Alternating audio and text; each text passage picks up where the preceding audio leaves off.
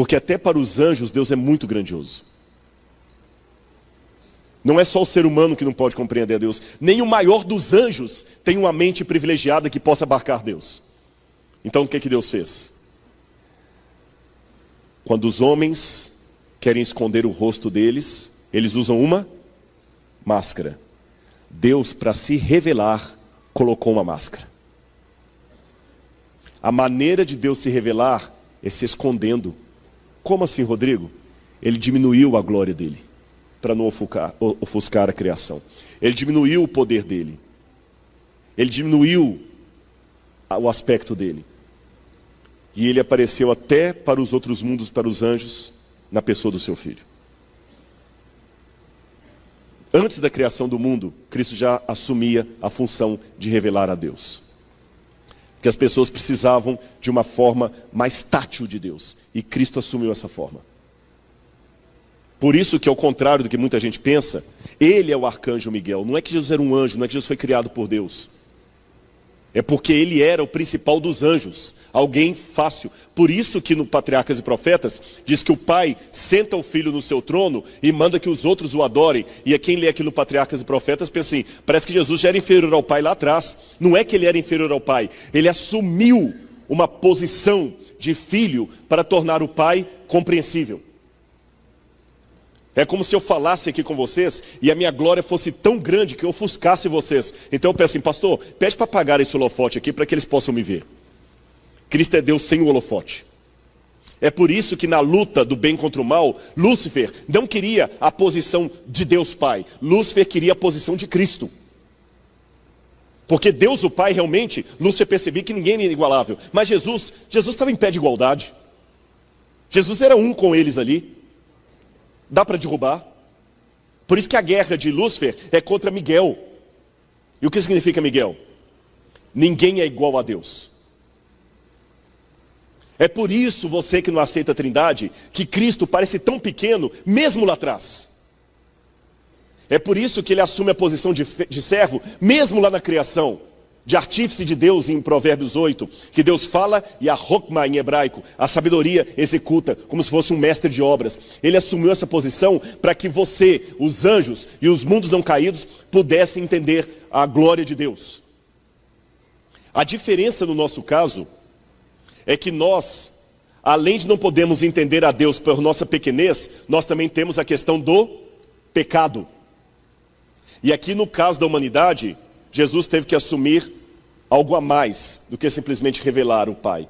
Ele teve que revelar o Pai e, além de revelar, salvar a raça que pelo pecado estava longe do Pai. Vocês entenderam?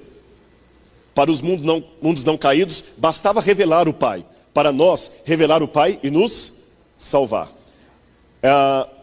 Eu gosto dessa passagem de Hebreus 1, verso 1. Por que eu coloquei em grego ali? Porque em grego tem uma passagem um pouquinho diferente. Na sua Bíblia está assim, olha. Hebreus 1, verso 1. Havendo Deus falado de muitas maneiras aos pais pelos profetas, nos últimos dias nos falou através do Filho, a quem constituiu o herdeiro de todas as coisas. Não é assim que está assim? Não é assim que está assim? No grego está um pouquinho diferente. Polímeros, de muitas maneiras. Kai polítropos, e de muitas formas. Palai, antigamente. Roteos lalessas, falou Deus. Tois patrocin, aos pais. Entois profetais, falou aos pais através dos profetas. Eu coloquei ali em vermelho.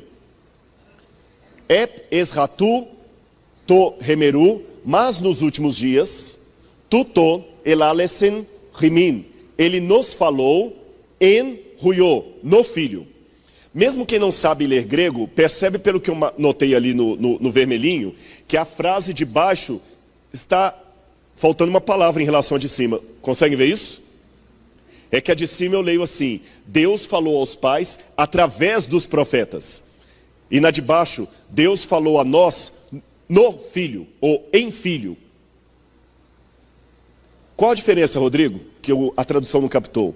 É o seguinte: Deus não falou em nós apenas através de Jesus, no sentido que Jesus era um profeta inspirado. Deus falou conosco filialmente, no Filho. Os profetas do Antigo Testamento mostraram a Deus por inspiração. Cristo não mostrou a Deus porque era inspirado. Cristo mostrou a Deus porque ele já era Deus, falando em linguagem humana. Isaías mostrou Deus por inspiração. Cristo mostrou Deus por encarnação. Então por isso que no passado Deus falou através de Daniel, falou através de Isaías, falou através de Jeremias. E no Novo Testamento ele fala no Filho, não através do Filho simplesmente. O Filho é o modo como o Pai se revela. É lógico que são duas pessoas. E o que nós saberíamos de Deus se não fosse a revelação de Cristo? O mesmo que nós saberíamos a respeito de um quadro anônimo. A gente ia olhar aquele quadro, ia dizer que quadro bonito. Íamos dizer, esse quadro foi pintado por alguém. Mas nunca saberíamos nada do caráter de quem pintou aquele quadro. Nunca saberíamos como é o rosto do pintor.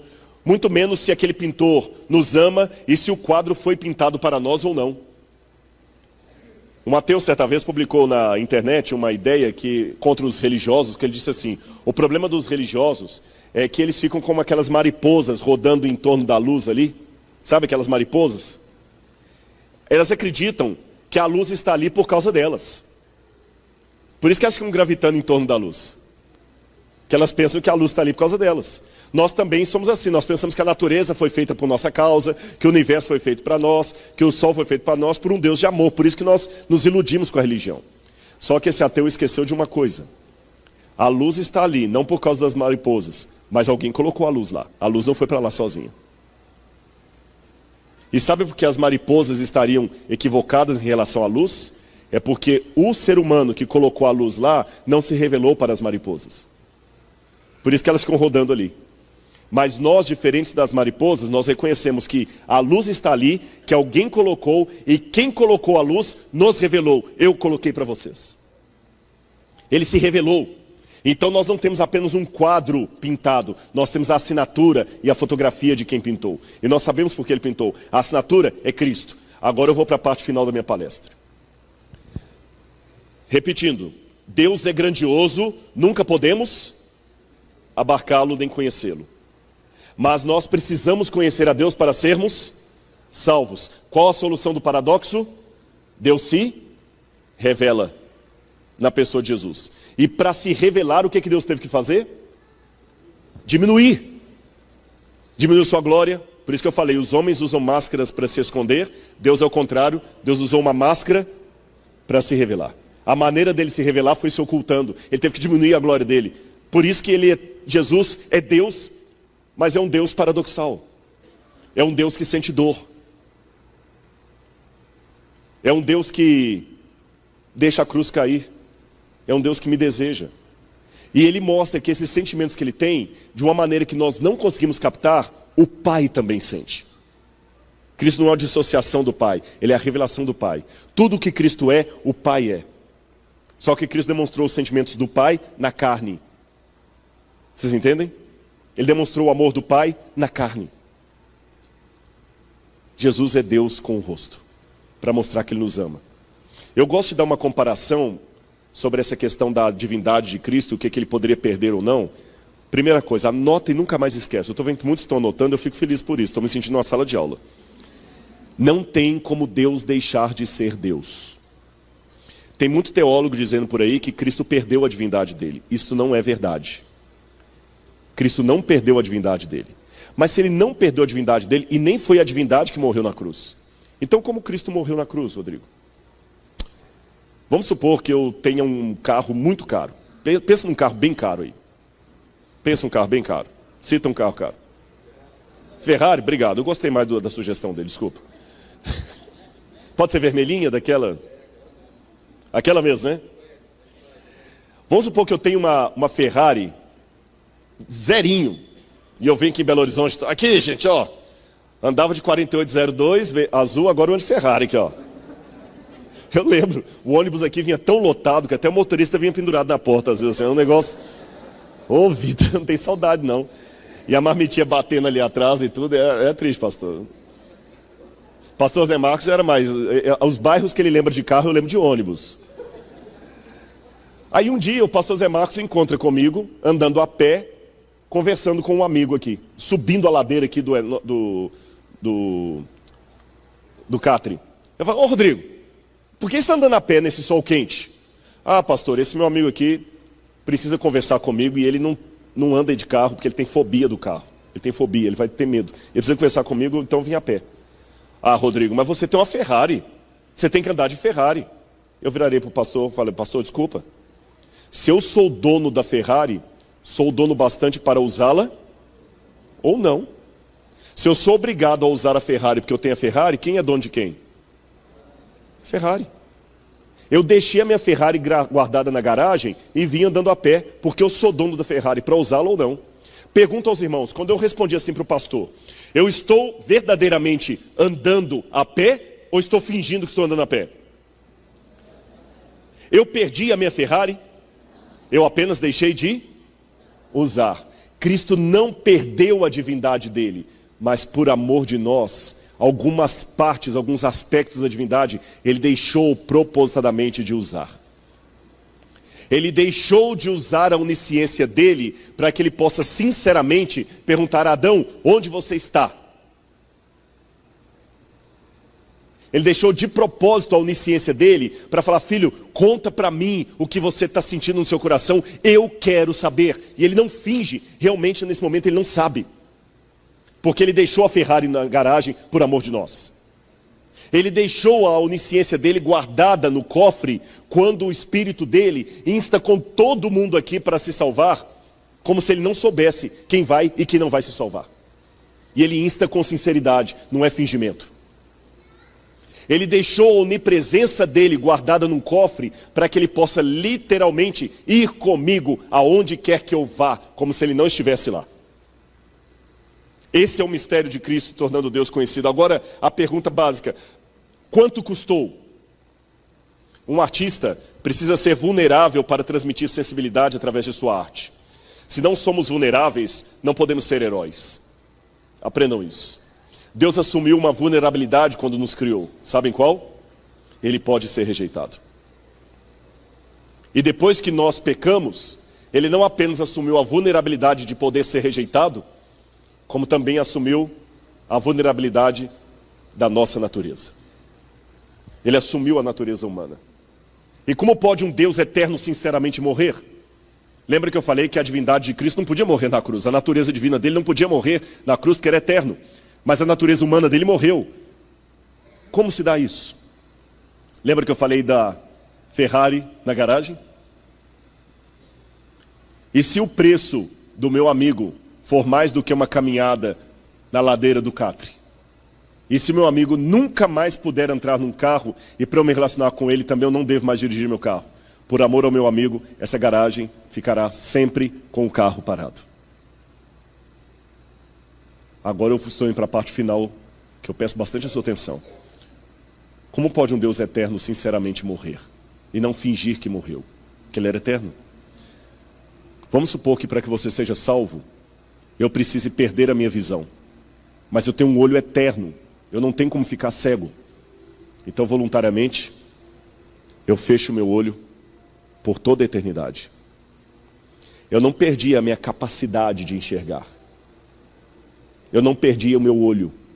Mas, voluntariamente, eu obliterei por toda a eternidade a minha visão por amor de você.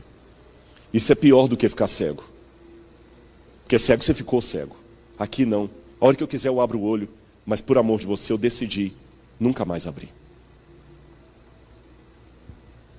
A teologia do esvaziamento de Deus. Abra a Bíblia em Filipenses capítulo 5, 2, versículos 5 a 11. Filipenses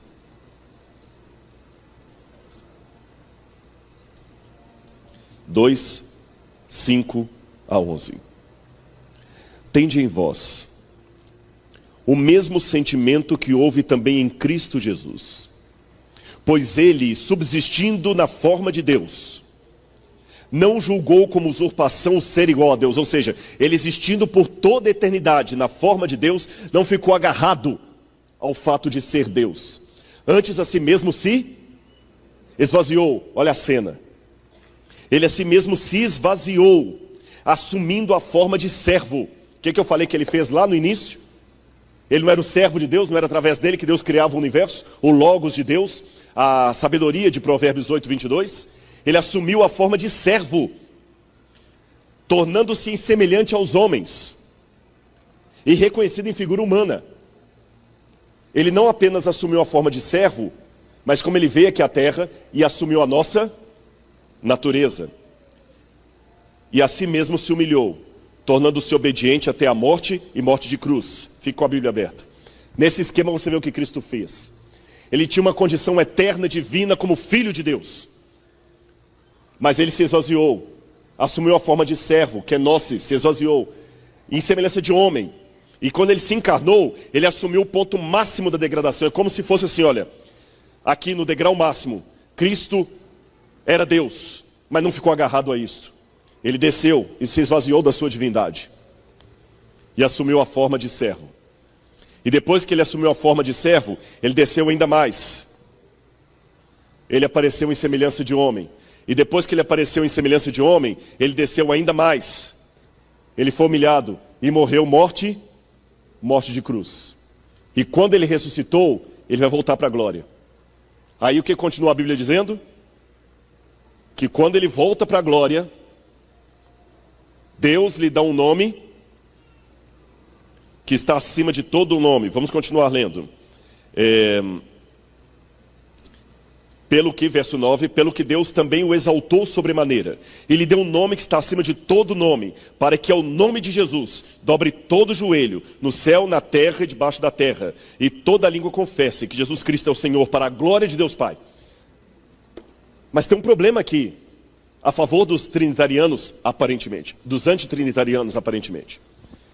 Um antitrinitariano pode perguntar assim, vem lá, alto, se Jesus é Deus, não precisa que o Pai lhe dê o nome de Deus. Você falou no início da sua palestra que a essência de Deus não admite melhora, não admite graduação, não tem como dar um título a mais para Deus que ele não tenha. Deus é Deus, não tem como alcançar grau máximo de livre docente.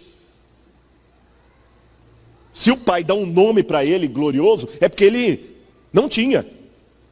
Seria como se de repente eu pego um médico aqui, Dr. Talvanes, que eu conheço bem, meu amigo. Ele já é médico. Aí a associação agora resolve trazer o Dr. Talvanes aqui à frente e dar um título de doutor, de médico honoris causa para o Dr. Talvanes. Não faz sentido isso, pastor? Ele já é médico. Seria ridículo a associação dar para ele um título de médico honoris causa. Ele já é médico.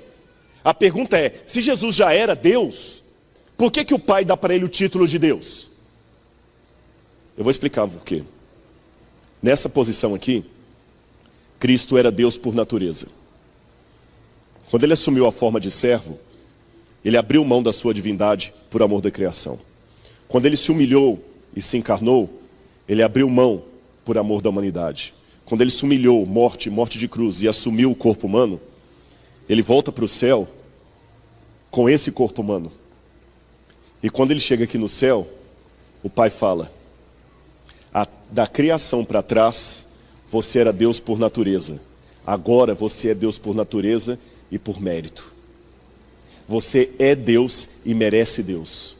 Se houvesse eleição para Deus no universo, o único candidato poderia ser Jesus. Ele mostrou que ele não apenas era Deus com o poder de Deus, mas ele tinha o caráter e a nobreza de Deus, mesmo quando esse poder lhe foi tirado. Ele é Deus por natureza e por honra ao mérito. É como se você fosse filho do seu pai por natureza, porque você nasceu do seu pai, e ao mesmo tempo por causa honrosa. Você é filho e adotado ao mesmo tempo. É como se seu pai fala o seguinte, eu vou te registrar 2 vezes. Uma vez porque você é meu filho mesmo, saiu da barriga da sua mãe. A segunda é que eu tenho tanto orgulho de você, meu filho, que se você não fosse meu filho, eu queria te adotar.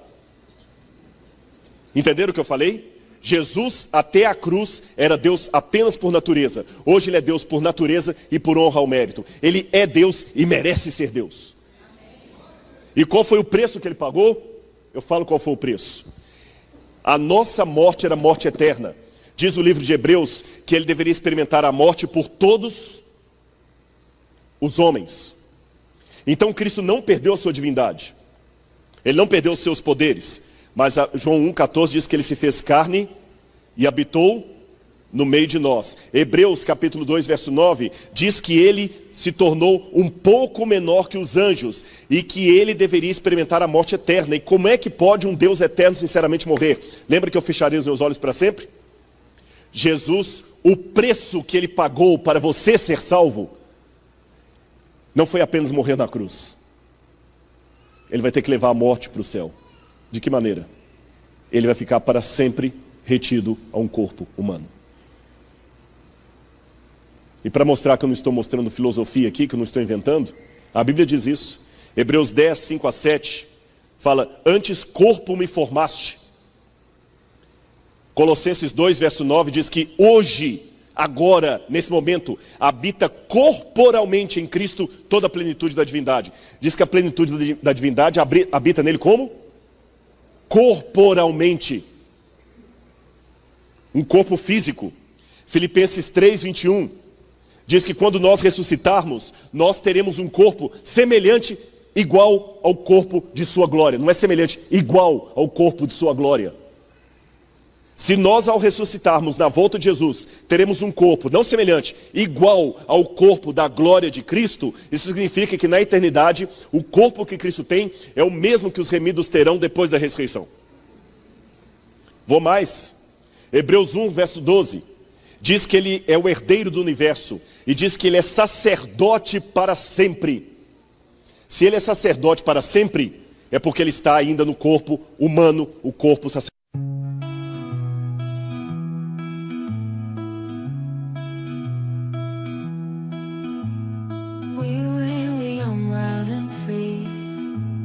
Chasing dreams by the sea, echoes of a distant melody. In the nights, just you and me. Photographs and shades of gold, stories that we've never told, memories that never grow old. In this heart, they're always bold. Time moves on, but we stay here. In the moments crystal clear, echoes of the yesteryear. In our hearts we hold them near. Fading memories in the light, lost in whispers of the night. In the silence we take flight, holding on to what feels right. Walks through streets of neon glow, silent whispers, tales of woe. In the dark our secrets show. In this art our love grows. Time moves on, but we stay here. In the moments crystal clear, echoes of the yesteryear. In our hearts we hold them near. Fading memories in the light, lost in whispers of the night. In the silence we take flight, holding on to what feels right. In the twilight, shadows play, awful whispers, tales of woe. In the hearts we find our say. In the dawn we'll never stray. Fading memories in the light, lost in whispers of the night. In the silence we take flight, holding on to what feels right. As the days turn into years, through the laughter, through the tears. In the echoes on our steers, in these dreams we face our fears.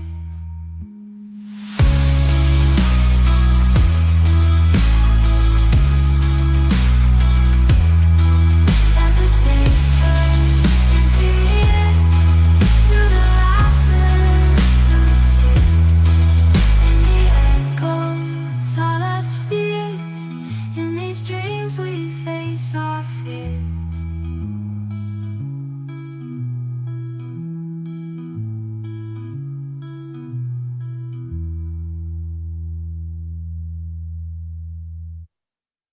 sacerdotal. Mais ainda, Hebreus capítulo 2, verso 11 e Romanos 8, 29, diz que ele é nosso irmão.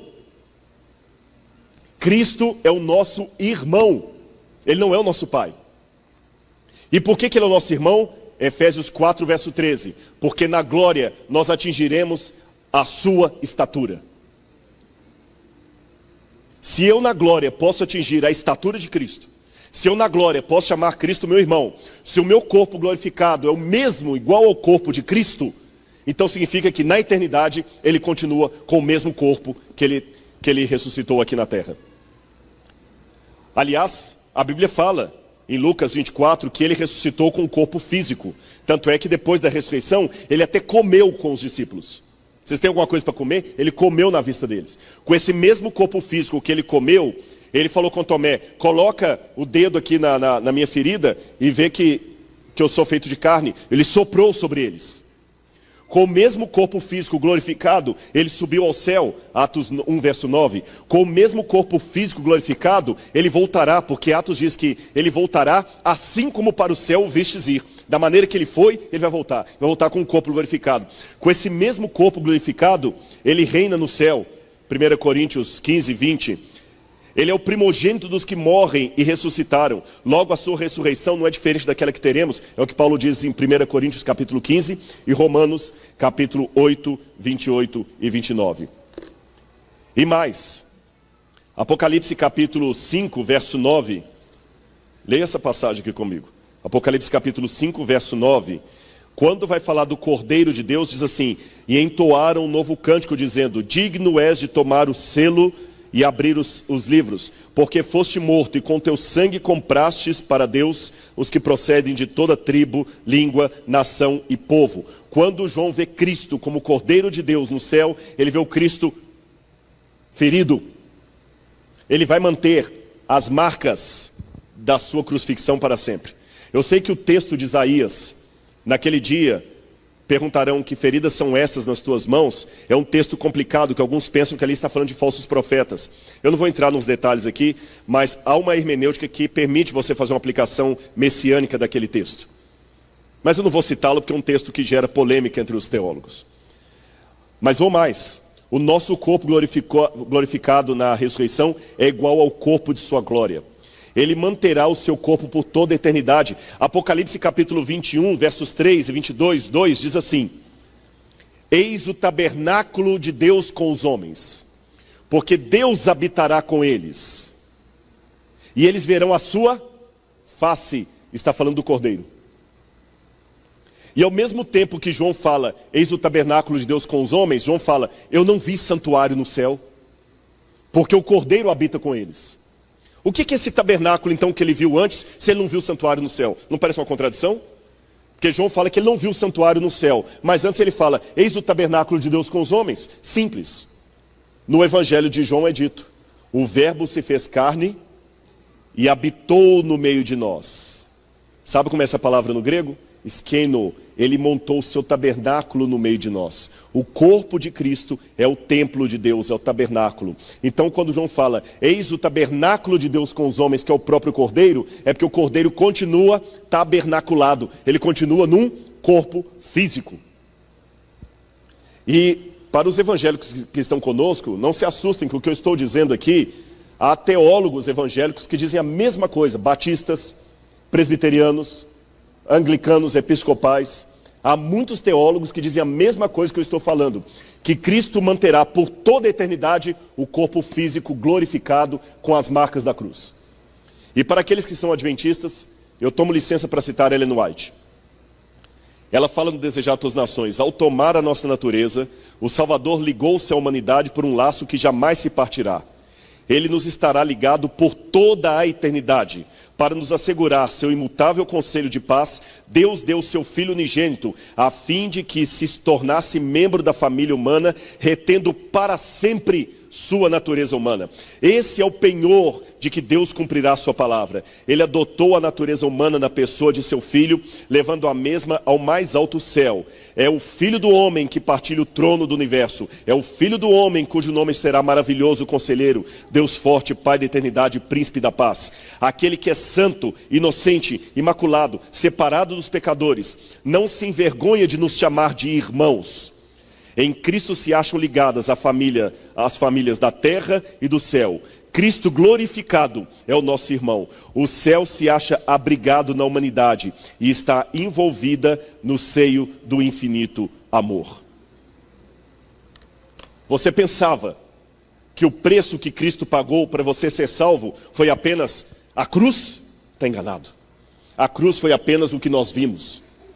Um preço muito maior foi pago num acordo da divindade com a própria divindade.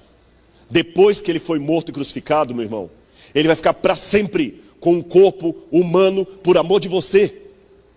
Por isso que eu termino a minha palestra aqui implorando.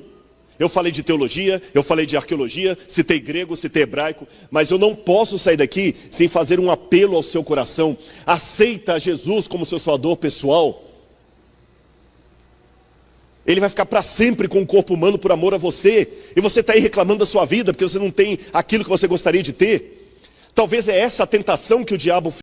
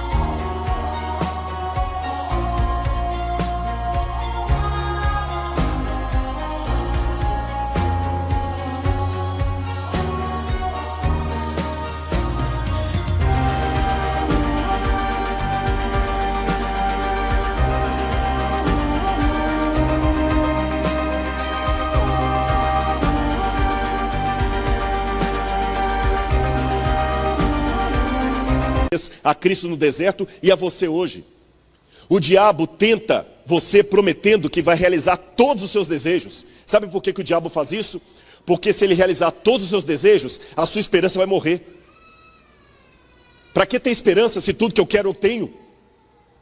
Cristo quer te dar esperança. O livro missionário desse ano é sobre esperança. Quando me disseram na teologia que Deus é uma trindade, eu não entendia Deus. Quando falavam que ele não teve começo nem terá fim, eu não entendia Deus. Quando me falavam que eram 3 pessoas, mas um só Deus, eu não entendia Deus. Quando eu fui para a física, para a química, para a filosofia, e vi o tamanho do universo e que Deus não é nem dimensionável, eu continuei não entendendo Deus. Mas quando eu li que ele se fez carne e habitou no meio de nós, eu comecei a entender Deus. Agora eu posso falar que, por mais paradoxal que seja, o Deus que eu adoro é incompreensível. Mas eu digo ao mesmo tempo, eu o conheço intimamente. Eu não ousaria fazer um discurso explicando Deus. Eu tenho doutorado em teologia, mas não tenho doutorado em Deus. Mas ao mesmo tempo, permito-me dizer, ele é meu amigo. Agora eu sei o tamanho dele. Eu conto piadas que ele ri. Eu brinco com ele de dama. E ele às vezes perde. E às vezes ganha. E ele fala comigo assim, Rodrigo, eu sou apaixonado por você. Venha para o céu, meu filho, senão eu vou ficar na fossa, porque eu amo você. E ele é apaixonado por mim. E se você tiver essa convicção que Deus é apaixonado por você, para que você vai estar preocupado com quem não gosta de você? Para quê? Para quê? Muito maior do que essa pessoa que não vai com a sua cara é o gosto daquele que fez o universo. E eu garanto, ele ama você. Tanto é que ele vai ficar para sempre retido a um corpo humano por amor de você. Isto é o Evangelho. Deus é amor. O resto é apenas comentário. Entenderam a revelação de Deus? Que Deus abençoe muito a vida de vocês. Nós vamos ter um momento de descontração agora, muita gente vai lá ver as exposições, mas por favor, não saia dessa Expo Adventista. Me permitam dizer Expo Cristã, porque tem irmãos também não adventistas aqui, sem entregar a sua vida a Jesus todos os dias. Você vai ver que ele é tão real que quase dá para tocá-lo. Amém.